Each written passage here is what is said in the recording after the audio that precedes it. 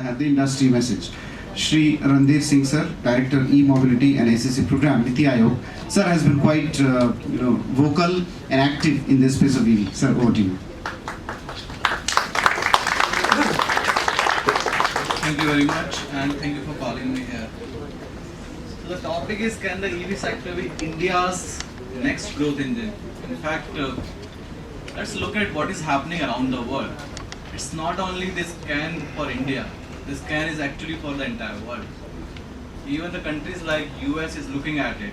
The IRA is, I mean, there is nothing can actually prove but the IRA which has come out, and it's, in fact, it is one of the most exhaustive program which focuses mainly on the controlling the supply chain in the EV sector.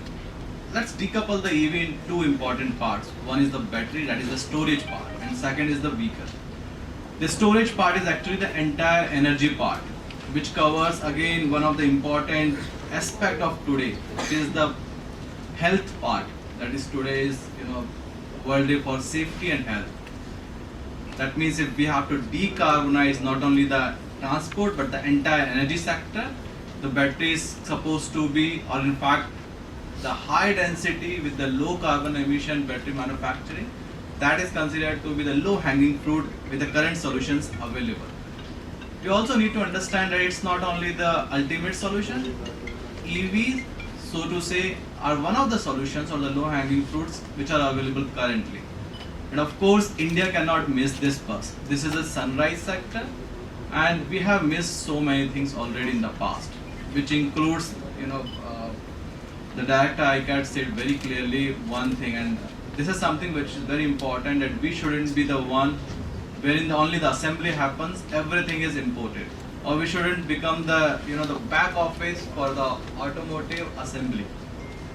R&D happens somewhere else the design happens, but it is manufactured using our resources, low skilled manpower and other things here. This should not happen in the case of the EV and the battery storage and the lithium ion cell. In fact, we should now focus on the R&D, and the ERI programs per se are actually one of the good step in that direction. Now industry has also taken a leap out of that, and they are also figuring out what they should do in this era wherein all the countries are trying to grab the control of their supply chain in the EV domain and the battery storage. In fact, more than EV, it's the battery storage wherein everybody wants to take a part. Everybody. Hundreds of gigafactories are right now being built across the world, and India is also building some. Our requirement cumulatively by 2030 is going to be around 660 gigawatt hour. That is what our requirement cumulatively. What we are doing, as far as the discussions with the industry are concerned and the real-time announcements are concerned, only 114 gigawatt hour of the manufacturing capacity for the lithium ion cell, which will happen by 2030 in India. Right now there is none, except 1.2 to 1.5 gigawatt hour, which is the coin cells or the cells which are mostly exported and are not useful for the EVs. We need high density, at least 190 to 250 watt hour per kg at the pack level.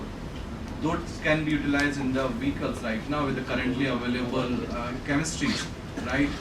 Since I presume that most of the people here sitting should be the engineers or have very well idea about what